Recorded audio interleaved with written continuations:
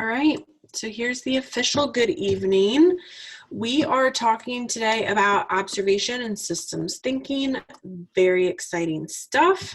And here's how today's going to play out. Do a quick check-in. I do want to hear how you guys are, what's going on, and then we will talk a little bit about the readings. I don't actually think we're going to get to powers of 10. We're going to do some systems thinking and then questions. All right, so that's how this is going to go. I can't hear what you're saying. Can everyone not hear me? Or can I get like a thumbs up? If you I can hear you. Okay. Naomi, this may be a you audio.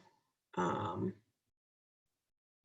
somebody says you may have just joined with audio. I don't actually know.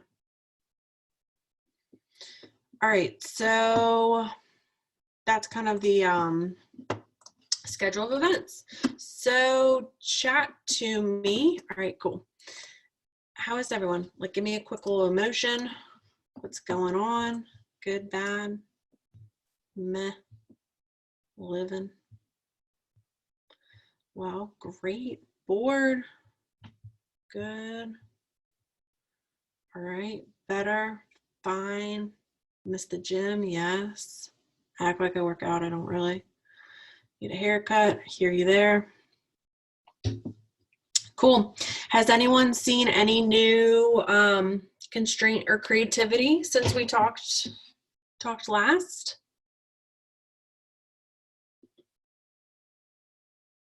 Cooking more? Yes.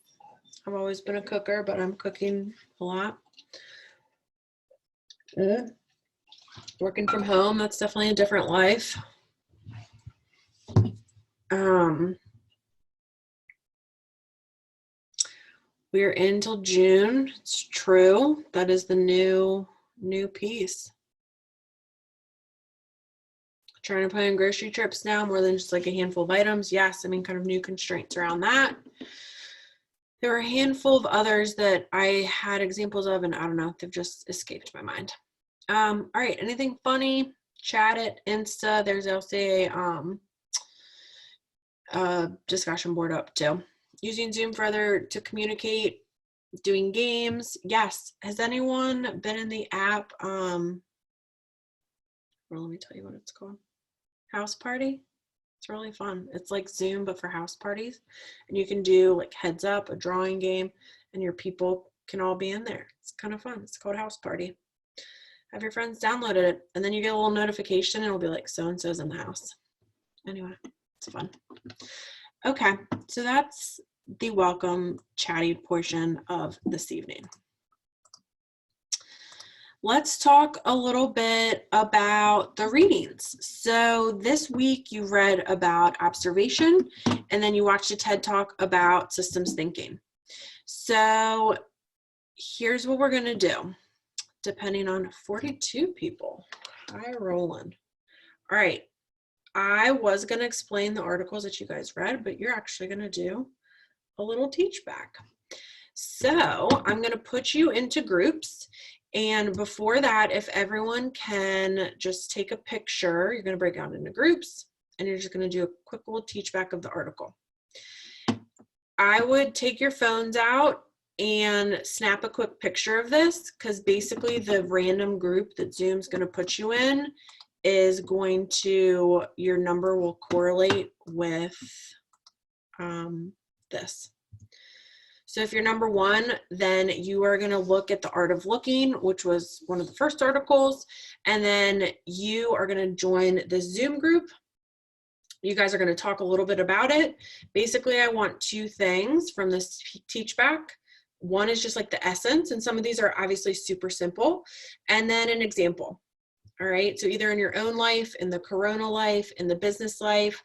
I prefer you not use the example from the article, but you can if, you know, there's no creativity flowing. So take a quick picture with your phone of this screen. Give you a second to do that. And now take a picture of this screen as well.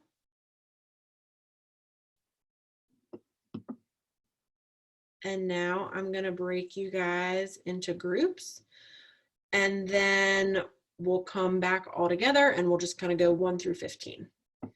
Any questions about that? Pretty straightforward. Okie dokie. Essence example.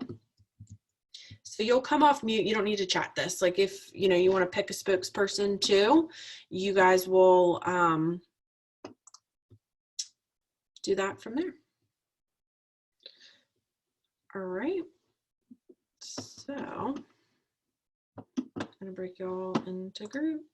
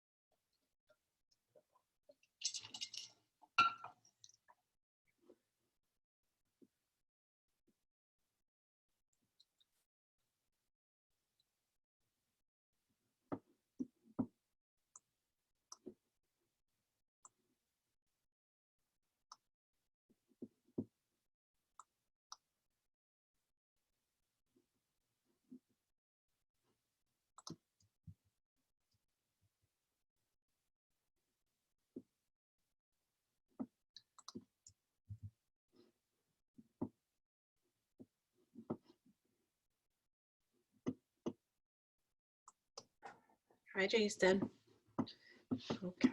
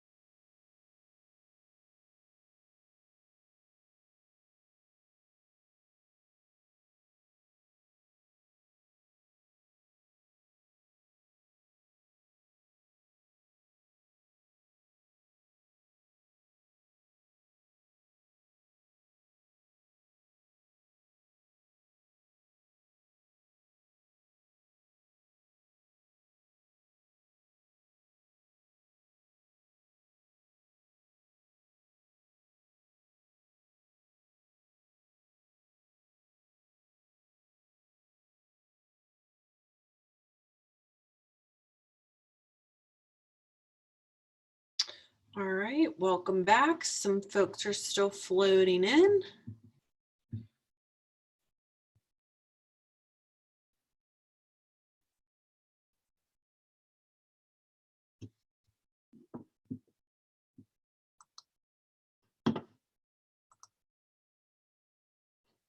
All right, I think we're pretty much all here. So let's start with group number one, the art of looking. Look at your own life. Tell us a little bit about that. Give us an example. Come on off mute to the computer world. Who was group number one? It was me, Jeremy, and Chris. Cool. We talked a little bit about just things are really weird right now, and like trying to figure out school and work. But aside from that, we just kind of brought back the example from the reading of the Cliff Bar guy. I think I don't remember his name. Yeah. But that was it. Overall, it was a good article, looking at things in your life that you can do better or adapt to. Jeremy and I talked a little bit about, it kind of went back to the Scamper article we read and the Innovator's DNA and Observing. Yes, love it. Perfect answer. That's exactly right. Yeah, right now it is kind of hard to look at your own life in this objective business entrepreneurial fashion. There's for sure that out there. But I think the Cliff Bar example, the Intuit example, that basically those people were not necessarily searching outside in this larger environment. They were able to really find some interesting business applications within looking at your own life. This is basically what I'm asking you guys to do next week too for your invention projects. So basically you're looking at some things that may not be going as well necessarily, or could use some tweaking, and you may come up with a prototype. This doesn't have to be like earth shattering. I think I shared with you one of the examples. Someone drinks a lot of tea. She continues to burn her hand. She's like making these little pot holders for her fingers. Like that's a problem in her life. She's coming from an invention. She's going to fix it. So I think look at your own life. That's exactly what that's about. Great job. All right, group number two, you're up. Looking through someone else's eyes. Okay, hi. So sort of like along the same lines with observation, we tied it back to the design thinking video, just observing how other people interact with, if your company, like the products that you're making, how they're using them, just to see, what's really going on. Perfect example. Yes, you guys did empathy interviews with each other, and that's exactly what this is as well. Love it. Great job. Zoom out. Who's number three? Me, Robert, and John. Perfect. Hey, y'all. Hey. Wow. Hey. So, sorry. So we figured the essence of Zoom Out was like taking a big picture perspective of the situation at hand, and kind of, making it more efficient at each, at each different node. I guess you can put it that way. And an example that we were talking about was how people are responding to the coronavirus situation, and it's not just a vaccine. How they're zooming out and they're taking a holistic perspective, and trying to solve how the virus is spreading, and as well as the vaccine. So yeah, for sure, it's perfect. Yeah, kind of looking at that more global view, like we're all trying to do what we can. I'm sure the Zoom in folks are going to talk about this. Like there's this whole notion of us as the individual, and then just the larger system, which we're going to chat a little bit about today too in systems thinking. So I think that's perfect. Again, looking at it kind of with your entrepreneurial business minded hat. Sometimes you are so close to your own problem. Like it is so helpful to just remind to think of the big picture. And I would challenge you guys to do that for yourselves now in this kind of new reality we find ourselves in, especially with the news today of, hunkering down till June. This too shall pass, and we're zooming in on the reality today, but zoom out. Hopefully we're all going to continue to live long, fruitful lives, and that this is just going to be one little essence of it. But that's perfect. A good tip to remember as you're looking for new creative solutions. All right, group number 4, you all are up. Zoom in. Hey, we had me, Jasmine. Mom, shut the fuck up! I'm in class! Okay. What was that? Guess he forgot to mute himself. But my Yeah. 9-year-old child now heard that. That's lovely. So it was me, Stefan, and Jasmine. We had Zoom in, and we talked about the two different ones that they mentioned there, which obviously was Viagra, which we thought was pretty interesting. They were trying to come out with a medication to, I think it was to like help with heart disease, cure heart disease. Yep. The patient's like, well, it didn't do anything for that, but what it did do. So we thought that was kind of interesting. And then obviously with the pita chips, Mm-hmm. I mean, they had a great sandwich shop on a busy street, and then they were losing customers. So they decided, well, let's start serving these as a little appetizer. Yeah. It became so popular, they decided to just change their business model and ended up selling it to Pepsi company for lots of cash. Yep. Great examples. And there is like sometimes all you need to do is focus. I definitely struggle with this of, just like picking one thing and doubling down, doing it really, really well. It's kind of what the pita chip folks did. Great example. And then yes, this whole other use case for, another drug that became Viagra. And obviously that has its own world that live, its reputation and its use needs itself. So that's perfect. All right, group number 5, look at what you can borrow. Group number 5 was me, Thomas, and Connor. Awesome. We were looking at what you can borrow is taking a new perspective, like from someone else that someone else used, and maybe using it in your own business. And an example you could do with this was how Vernon Hill was working for a bank, and he noticed how it wasn't convenient to the other businesses he was working for. So when he opened his own company, he started borrowing ideas from other businesses to make it more convenient for his customers and for his clients. Yep. And so he borrowed like the whole notion of kind of the drive-in or doing longer hours. It's like that again is kind of like Scamper, like combine two things that may not have previously existed. And you have this new kind of non-traditional bank. Exactly. Cool. I think another thing is borrowing, like you look at Ubers and Airbnbs and Spotify, it's like the whole notion of that shared economy where people don't actually own their own inventory. So Spotify and even Facebook, like the largest content provider that doesn't create any content is Facebook. The largest music distribution platform that owns no music, Spotify. The largest ride sharing company that owns no inventory or cars, like Uber and Lyft. So they all kind of borrowed from each other in their own domains. And again, you guys can do that too. I think Steve Jobs has said, there's some Steve Jobs quote about borrowing things from other people. If anyone knows that, chime in. But it's like artists do something, entrepreneurs steal or something. I'm way off, but there's an essence of borrowing there. All right, cool. Number 6, who is number 6? So group number 6 was me, Hiba, and Diana. And ours was look within your organization. And the example that we had was Dentine gum, and how basically instead of Shut the fuck up, Mom! I'm in class! All right. Mute whoever. Mute. Make sure everybody's on mute.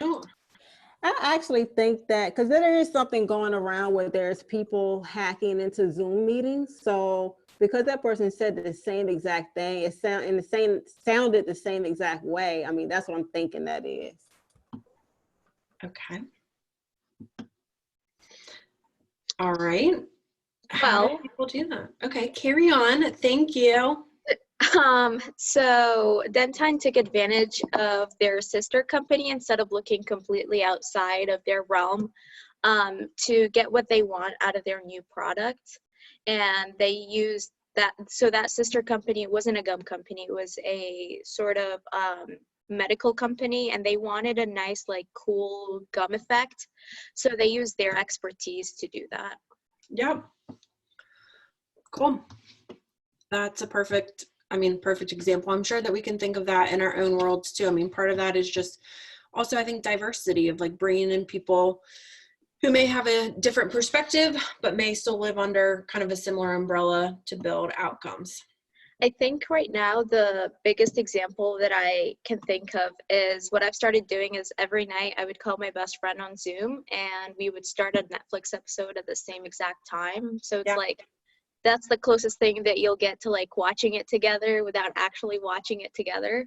Yeah. So instead of looking outside, I just used the resources that VCU was offering and was able to do that. Nice. Cool. Love that example. All right, number 7, look for barriers. Yes, we're looking for barriers is pretty much looking from all perspectives of within the business in effort to identify the loopholes or ways to find solutions in order to, you know, identify possible problems. And for the example of looking for barriers, we said that coronavirus was a pretty obvious example of kind of forcing businesses to look for their barriers and, you know, have people work from home. But another one that I thought of was like people are starting to plant more and grow vegetables because like you don't know what the grocery store is going to have. So that's kind of more of a personal one. Nice. That's a great one. And then one from class this morning was like the barrier of not physically being able to come into a restaurant. And so a lot of these folks who were not necessarily in to go or carry out business have kind of moved into the carry out business. I think that also talks a little bit about the constraint and creativity that we talked about last week. Love the growing your vegetables one. All right, who's going to close us out, kind of wrap us up? Group number 8. Okay, so group number 8 was Brooke, Bruno, and I. And for the enclosing, the 7 ways of looking are all meant to help us focus our thinking. There are infinite ways of looking at an organization, and even considering one new lens through which we can focus can open up many new possibilities. Awesome. That's perfect. So yes, to the folks who open it up, I think, or whoever connected it both to design thinking and then to the innovator's DNA, I think all of that stands true. A lot of this you can see is just other people's perspectives of saying pretty much the same thing, that taking a moment, taking a step back, doing your own discovery, actually looking at what some of these issues are, putting aside your own biases can be really, really helpful and impactful as we're all solving new challenges. Matt Talley, thank you so much. Good artist copy, great artist steal. That feels like it could be a polarizing quote. I don't know that Steve Jobs said that himself if he made that quote, but there's a whole notion that, you know, there's some of that happening. All right, thank you to those first teams for doing the art of looking. Let's jump now into your second reading, which was the 10 Faces of Innovation. This comes from... Dad, I don't give a fuck if you have the coronavirus. Okay, maybe we have been hacked. I'm not sure. You can kick Jay Patel out of the class. That's where it's coming from. Okay. Shut the fuck up, Clyde. Okay. I'm sick and tired of it. I'm sick and tired. Yeah, that's... Thank you. I don't even think we have a Jay Patel. I was thinking that too. I guess we've been hacked. Yeah, I saw the article earlier, but now it's like that. Sorry, y'all. I think we were like Zoom hacked. Is this a new thing? What's the joy in that? How is that possible? Because now we got to talk about them. That's the joy. This is crazy. All right. Sorry, y'all. I think we had just been hacked, which makes me grateful. I don't think anyone should talk to their mother like that. Mm-hmm. But okay, the 10 Faces of Innovation come from David and Mark Kelly. And those are the guys who built IDEO, which is like a pretty renowned firm on the West Coast who kind of brought, you know, design to business, or they're big folks who helped commercialize it. They wrote this book and give a handful of pieces of advice as well. So we're going to move on to group number 9. Really sorry about our hacker. Yes, I was worried about the mom's safety for real. I know. Sorry, y'all. That definitely took us off track. All right, I think the 46 of us are here safe together on the internet. I'm very sorry. Okay, group number 9, who's up? Anthropologists practice Zen principles of the beginner's mind.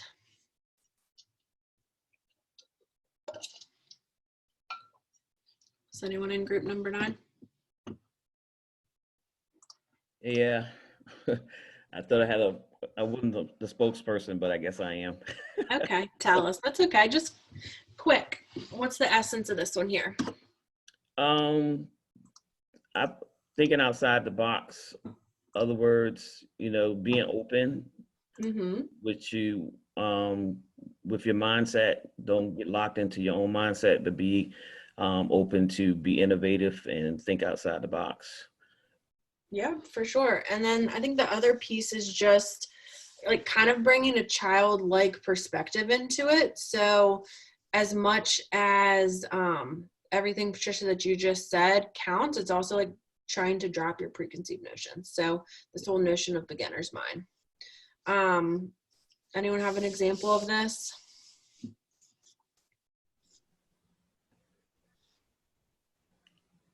Example of a beginner's mind? I actually have an example. Yeah. I heard this story. I don't know where it was, but apparently there was someone drove like a U-Haul truck underneath like a gas station. Yeah. Got like kind of stuck or ledged under there, and a kid was sitting in the back seat, and he's like, "Why don't you just take air out of the tires?" Nice. That's a great example. Exactly. Different perspective. Don't necessarily come up with the same objectives. Love it. All right, group number 10. So when we were talking, we said the essence was basically like observation is key, and that the emphasis of doing something that people genuinely are excited about is kind of a big thing, especially with like an example that we came up with for like healthcare workers and doctors and nurses, and how they're basically like genuinely wanting to help everybody get through this pandemic and epidemic, and kind of like putting themselves aside and really loving their work. So yeah, that's what we kind of talked about in 30 seconds. That's perfect. Yeah, so kind of embracing all the things, not necessarily trying to predict what's going to happen, just living in the present. I think there's a lot to be said for that right now. I think the healthcare workers is a perfect example. All right, perfect. Great job. Who's number 11? Can everybody hear me? Yeah. I apologize in advance. I'm on like the equivalent of dial-up internet right now. I'm All not good. at home. We've got you loud and clear. So as far as listening to your intuition, like in the article or in the chapter 1 of the book, it's really important in anthropology because when you're studying human behavior, people act differently, like when they know they're being studied. So you have to be able to like see past that and think about like your experiences to see what they're really doing. Yep, exactly. And any examples of this? And I think an example like in this, just the current coronavirus climate is like when you hear things from the government saying, shelter in place, don't leave your house until July 10th. I mean, you take that with a grain of salt. You have to look at your own intuition and decide like, do I really need to go out right now?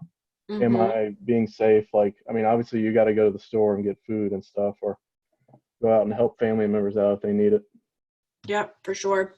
And I think we talked a little bit about this. I don't know what exact class, but basically that there are neurons in your gut. And so when people say, I don't know, it just didn't feel right, I went with my gut feeling, that is part of intuition. It's like where you were listening to your own self about what's right for you and what is not. I think the coronavirus one's a good example. There's probably a handful, all of us probably have a gut decision example in our repertoire, but that's exactly right. All right, home stretch here. Who's number 12?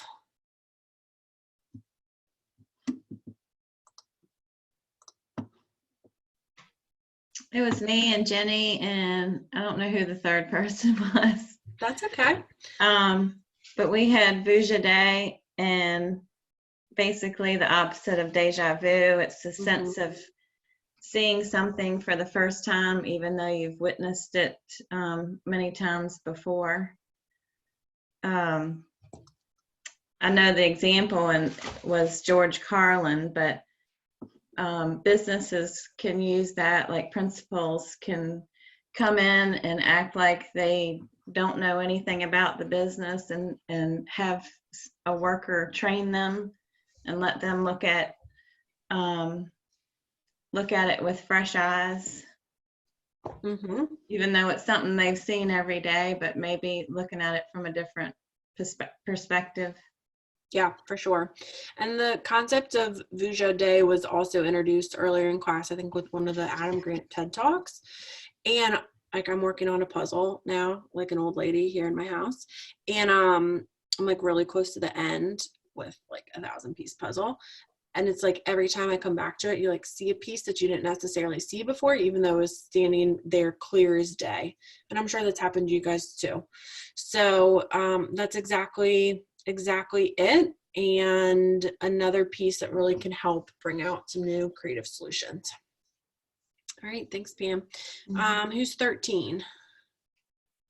Hey, it's me, Luke, and I think was it Darian? Yeah. We had bug wallets or bug lists or idea wallets. So bug lists are for record keeping of your ideas for anything that bugs you, or on the positive side, idea wallets capture your innovation, or I'm sorry, your inspiration. They're just tools to sharpen observation as an anthropologist and as an idea person. My personal example would be working at the bike shop, being a service writer. A bike comes in for one issue, but generally when we take a bike in, we will look at the bike as a whole and see if there's anything else, and just take a note of absolutely everything so that we have a better perspective on the problem. Yeah, for sure. Yeah, and I guess for like my bug list, I mean, I keep my notes in my phone. So like if I know I might have a test coming up or a project or something, I'll just put it in my notes. I guess that's kind of like my bug list. Yeah. I just keep track of my phone. Yeah, for sure. One of the other professors, that was a great synopsis. One of the other professors has their students all semester kind of keep this journal. So it's, you forget ideas if you don't write them down, so on and so forth. But that notion of writing down what is working, kind of your ideal wallet, and then also what's not working, so you know what not to come back to, is that whole notion. And again, as you're out looking and in the real world with problems, those are both kind of tips and tricks to be a little bit more like an anthropologist. Perfect examples. All right, group 14, they all kind of came in together last minute, but hopefully you guys have something to present. We had the anthropologists are willing to look for clues in the trash bin. And the example from the article was this woman who's working on developing snack bars went to embed in a bunch of people's houses and see what their eating habits are like. And the mom had like cooked this great meal. It looked like perfect Betty Crocker. And then the kids called her out and they found in the recycling bin all these like frozen pizza boxes and that kind of thing. And the idea is that you look for not just the things that people are trying to purposely present, but look at the things that they're leaving behind, or look in places that are unusual. Yep, perfect capture of it. Yeah, I think that the example that they give there's a really good one of, the mom acting like she could cook, but didn't necessarily do so. Love that. All right, and the last group, 15. All right, so basically our topic was methods deck, and it was 4 categories of ask, watch, learn, and try. And there wasn't much on the topic, but it reminds me of discovery skills from the innovator's DNA. Yeah. I think. Yeah. Yep. And to tell us the 4 words again. Ask, watch, learn, and try. Exactly. So I think if we're able to like encapsulate this whole, lesson and lecture and some of the readings that we talked about, it would be those 4 words. So we dove a little bit deeper now into all of the elements that were both in the innovator's DNA and lots of other pieces about creativity. For the rest of the semester, we are going to kind of leave not it behind, but we're going to build upon it. So the next piece that we're going to talk about is systems thinking. And that goes to the TED Talk that you guys talked about. Thank you all for doing the group work. As I was preparing this, I know you guys still want to hear me talk for an hour, as you all know. So all of that is just around flexibilities. All right, we're going to slide through all this. I think a lot of this also, like the essence of observation, is very similar to the rules of brainstorming, which is deferring judgment, and really trying to just bring in your curiosity, trying to leave some of that bias behind and drop in your curiosity, build insights and actions from there. All right, your next piece up is the TED Talk. So got a Wiccan problem, you draw a toast. Does anyone want to share any thoughts about this before we dive into it?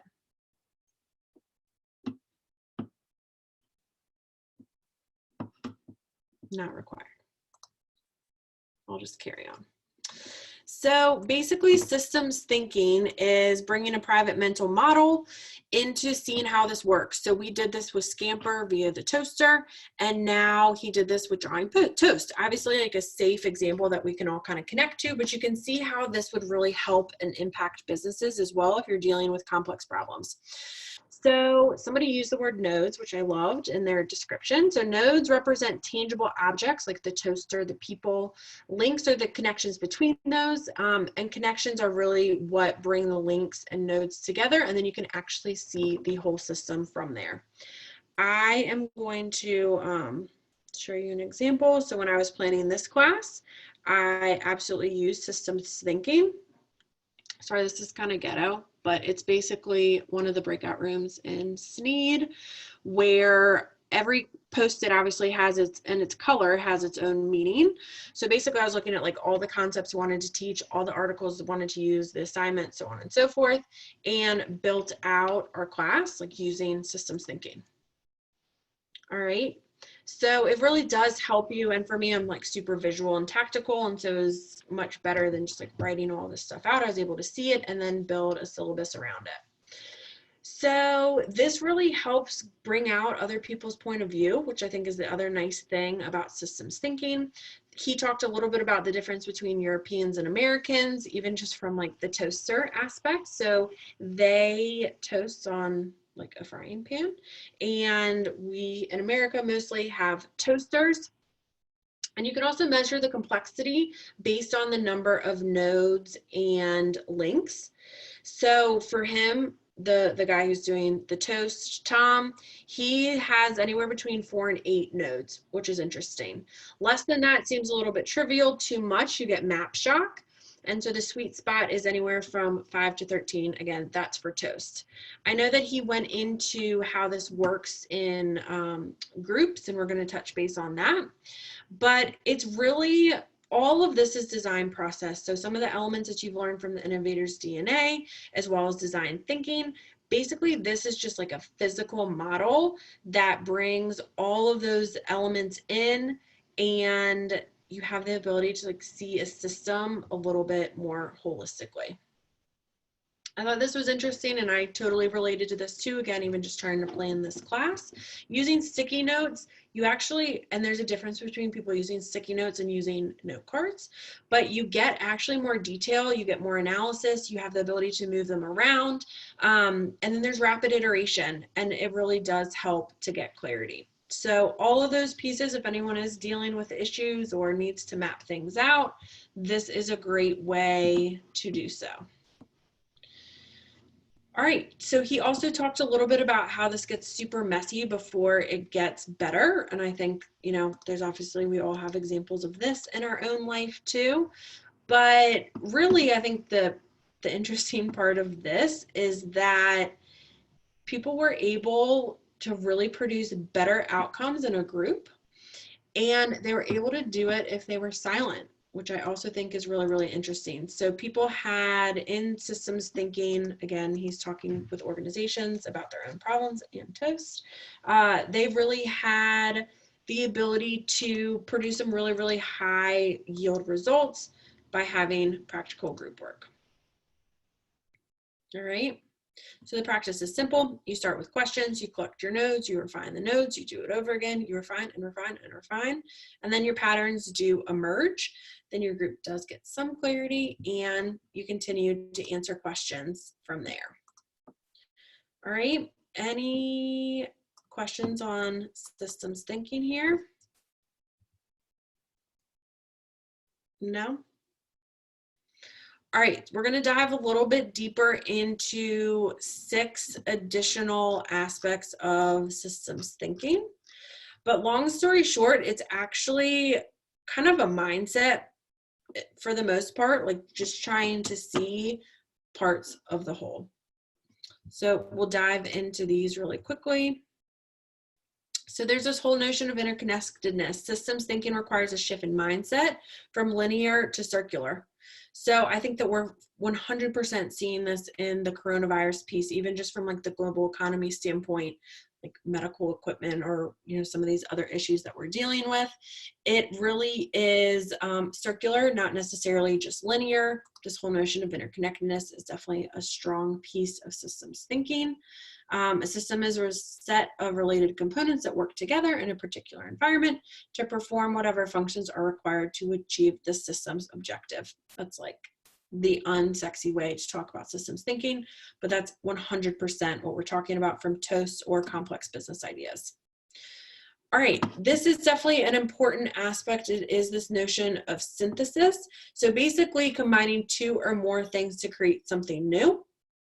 All systems are dynamic and often complex. Thus, we need a more holistic approach to understand this phenomena. Synthesis is about understanding the whole parts at the same time, along with the relationships and the connectedness that make up the dynamics of the whole. That is a complete mouthful, but basically you need to look at all of the different parts to build out synthesis that you need for complex problems. These slides, I don't know why there's 3 of them here. All right, so here is a graphic of interconnectedness. Talk a little bit about emergence. So from a systems perspective, we all know that larger things emerge from smaller parts. So emergence is the natural outcome of things coming together. So in its most abstract sense, emergence describes the universal concepts of how life emerges individually, talking biologically here. Emergence is the outcome of synergies of the part. It's nonlinear, self-organizing. We often use the term emergence to describe the outcome of things interacting together. All right, so that's emergence. So conceptually, people often find emergence a bit tricky to get their head around, but when you get at it, your brain starts to form emergent outcomes. The one like kind of quote that they have from this article is that nothing in a caterpillar tells you that it's going to be a butterfly. So again, trying to find those unrelated pieces. All right, couple more. Feedback loops. Since everything's connected, there's constant feedback loops and flows in between the elements of a system. And so basically there's reinforcing and balancing. So reinforcing can be confusing because it's not necessarily a good thing. So this happens when elements in a system reinforce more of the same, such as population growth or algae growing in a pond. It's a reinforcement loop. It's not necessarily a good thing. You can probably see this in like family systems, other systems as well. And then balancing. So balancing a feedback loop is the elements within a system that balance things out. Nature basically got this down when there was the whole predator-prey situation that still lives today. There's this whole notion of balance. This is also just important in systems thinking. Again, it makes a little bit more sense as you apply it to the real world. Questions on any of this yet?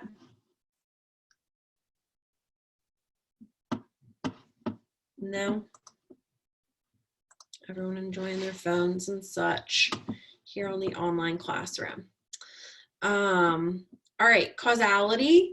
So understanding feedback loops is about gaining perspective and causality. So you think about something as simple as like medical issues or somebody being obese. It's like an obese person can go into a doctor's office, but it doesn't necessarily mean that the cause and effect is there just by showing up to a medical professional.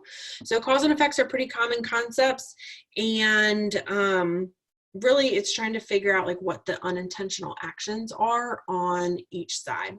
So causality as a concept in systems thinking is really about being able to decipher the way things influence each other in a system.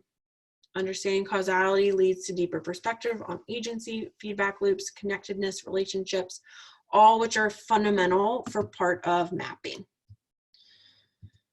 All right, and then the last piece is system mapping. So there's so many different ways to do this. Like there's mind maps, there's all of these additional examples, which basically help you map out this whole notion of interrelatedness and connectedness in systems thinking. All right, brutal talking here to nobody. So I'm curious if anyone feels like they may be able to use this in their own life. And if so, or in business, like where have you seen, has anyone seen anything about systems thinking? Any comments, feedback, so on and so forth? I thought it was kind of, go right ahead, Luke. A couple of my friends are kind of paring down their businesses and shutting things down, and one of them actually had a board all set up for some sort of disaster. She just had to rearrange things, and especially with this new stimulus package, kind of fill in the blanks. But it's seems like it's really helpful. Nice. Yeah, that's a great example where you may have been going down one path and now like, okay, stimulus may be another option. So let's redraw what we've done.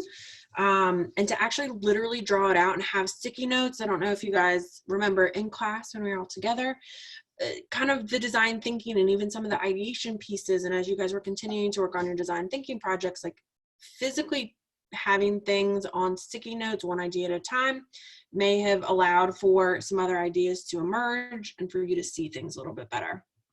It's a great example, Luke, and I hope the best for your business, your friend and your business. The impact on all of that is, unbelievable. And I think we're just at the tipping point of that.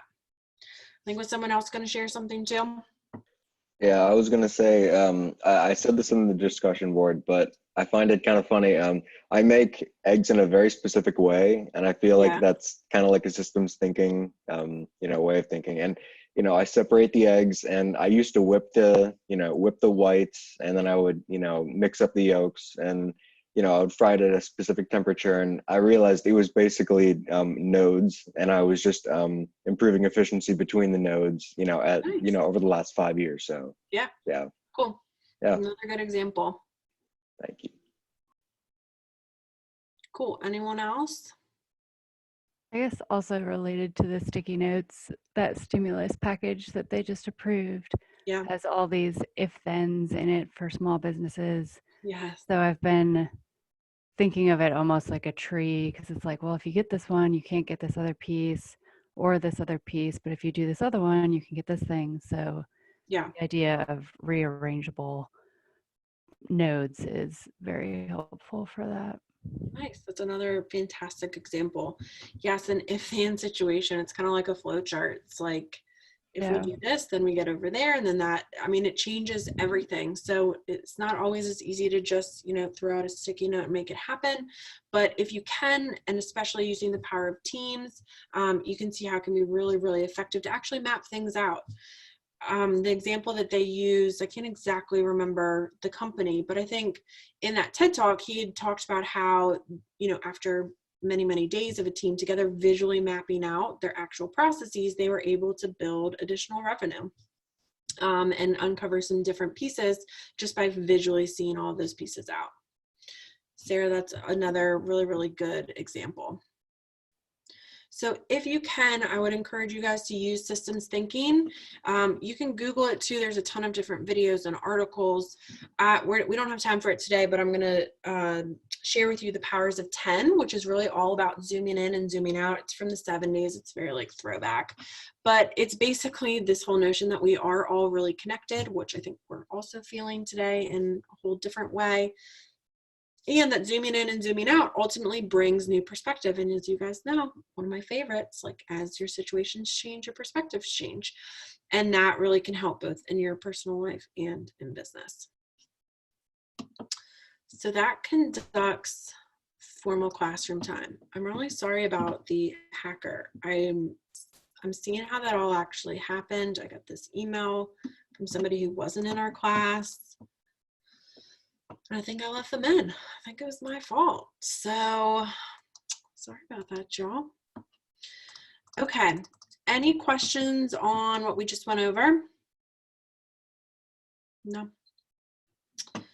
Okay, so I didn't do this announcement in the beginning of class as I meant to, but we're going to switch up a little bit on the homework. So I've got lots of folks emailing about just life circumstances and what's happening. So I'm going to relax my late work policy, and anything from spring break, like our, when we started meeting together on Zoom, all the way to the end of the semester, I'm going to allow for you to, if you missed an assignment, you're going to retroactively be able to do it, not previous spring break, but like from spring break on. So I'm going to reopen all of the assignments, the discussion boards, and you can do them really whenever you want. And that's going forward too. So if things happen in your own life and you can't get the homework done Monday at midnight, fine. I prefer you do it because like today's class would have been not as useful if you guys hadn't seen the videos and done the reading. So I'm going to open that up so that if you miss something, you can go back and do it. I would, again, please stay on track if you can. The only hard dates, and I posted, I think, about Instagram on Instagram about this today, but the hard dates are next Monday on April 6th. You need to upload your invention project. So that is a video via Blackboard.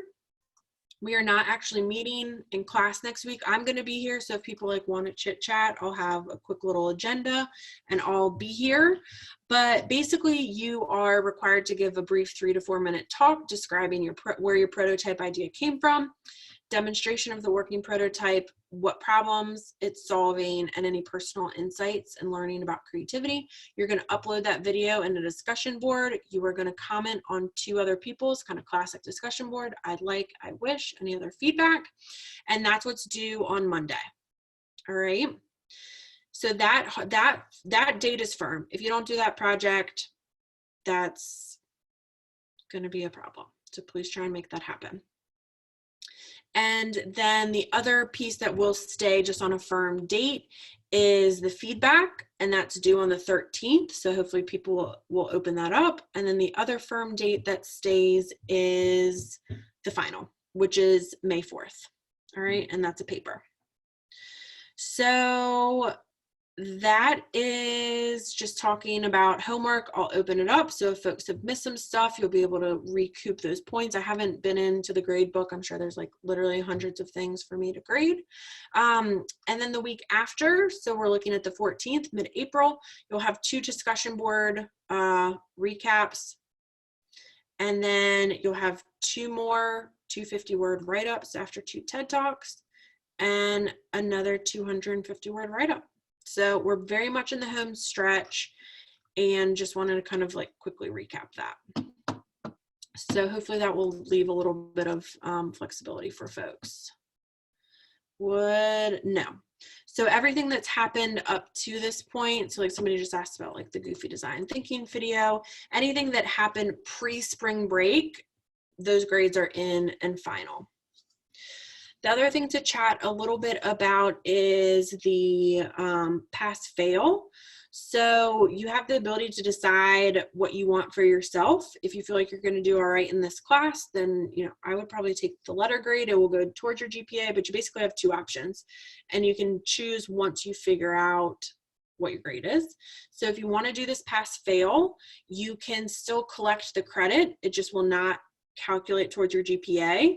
You'll either get a pass or a fail, or you can still pick your 10-point scale. So if you're going to get a B in this class, that will go towards your GPA. You don't have to decide, I believe, until May 15th. Again, go back and read the email, but you'll have the ability to pick, and you don't have to pick. You can actually see your grade. So if you're like, oh, I didn't think I was going to get a C in this class, maybe I'll just take the pass. It doesn't go towards your GPA. So those are the logistical things to chat about. I have a question. Yeah. So since people are giving the opportunity to kind of catch up where they may be missing some homework, whatever. Yeah. And being that some of us are caught up, can we get an incentive of some of the homework that's coming up do be less? Some of the 250 word papers, or can some of that be lessened? Probably not. Yeah, I like that. I know. No. But you guys got it. It's not much. We're truly in the home stretch. I like the sentiment, but probably not, honestly. You gotta ask, though. You don't ask, you don't get it. You're right. I know.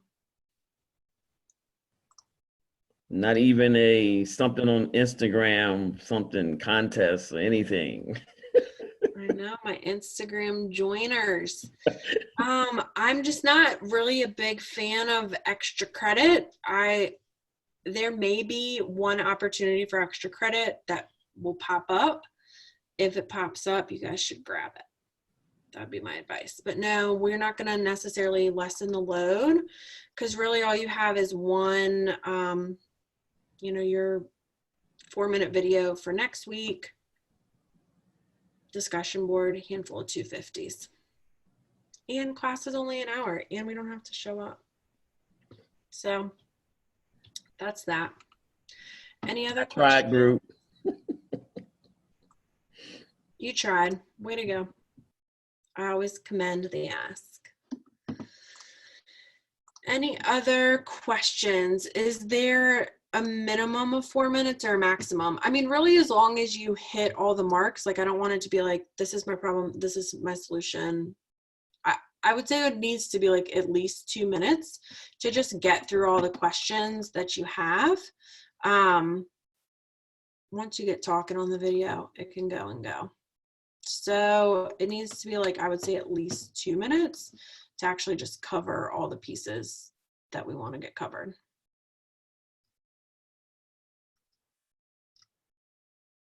Sorry, going back and forth here. All right.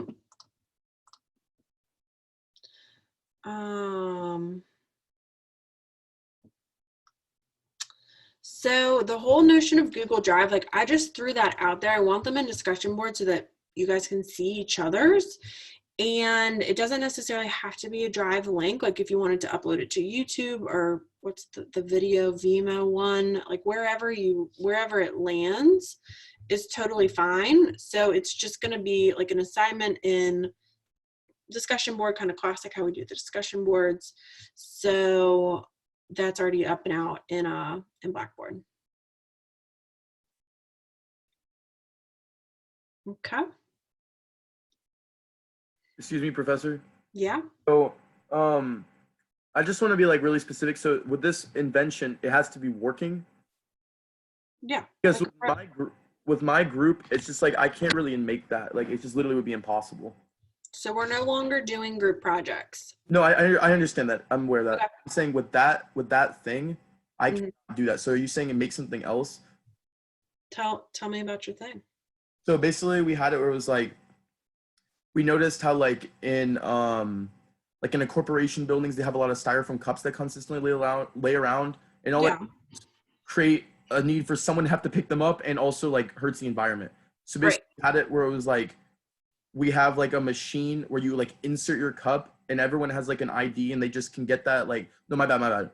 It's like a cup. It's like a machine. You just take a cup out, and then you just put it back in, and it cleans it overnight, and then you can pick a cup back up. So it's like it'll have it on every single floor of the building, and that way it's like only one cup on a floor per person, and it can be clean consistently. So I can't really create a machine that I got you. Yeah. That was what your design thinking project was going to be, but you could completely have a new invention, a new something to innovate around. You're no longer in a team, and so it's all kind of individual.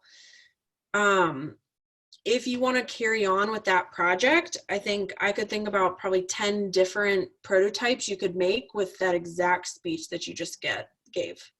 Like, here's my shoebox that cleans this cup. Here's how this invention works. Here's what my prototype does. Here's so what you it literally does. just said, but like the shoebox isn't actually going to clean the cup though. Right. Don't get too literal. I mean, part of it is it's prototype. So it's still definitely going to be messy. So if that's an example you want to use, like I would prototype one aspect of that and talk about it through your video. So does that make sense? Yeah, so I don't want to get too specific, but like for example, I could like stack a bunch of shoe boxes on top of each other and be like each of these represents like a cup where you would insert something like that. Absolutely. Okay, thank you. Yep. All right, if anyone else has granular questions, feel free to stay on. If people want to like chit chat, stay on. Somebody just chatted in like it doesn't genuinely need to function. No, this is kind of like that minimal viable product, even rougher than that, just like the whole notion of prototyping, just so that people can kind of get the essence of what you're talking about. And I think this is also helpful from the video standpoint, because you're going to be able, like even what Brian was just talking about, he can talk through it and not necessarily build or spend money or go out or do anything. Like you're going to have to get scrappy with it. All right. So hang in there, everybody. I hope you guys are still making it happen. Maybe there'll be more some like homework prizes down the line. I don't know. I can't give you all my secrets yet. So let other folks go. I am going to send out a Google Doc for attendance. I'm trying to keep track of all those moving parts. And that's it. I just have a question about an assignment. I emailed you about it. It's the motivation and flow discussion board. I don't know if this happened to anybody else, but I did do that post and commented on 2 others as well, and I never received a grade for it. I got a 0 on it, but. Okay. Did you email me about that? Yes. Do you want me to resend the email? Yeah, will you just forward it? I like have not graded in a while. And there was like that discussion board in particular, there's like this weird, I saw some people's, I didn't see some people's, but yeah. Re-email me. Of course. Thank you. Yeah. There was a doc for last week too, yeah. Brian, did you have another question? I was just gonna ask about attendance, but you already answered it. Okay, cool. I'll resend the doc for last week too. We're rough estimates. All right. Maybe I didn't send it to you guys. I'll double check on that. All right. Thank you all. Appreciate it.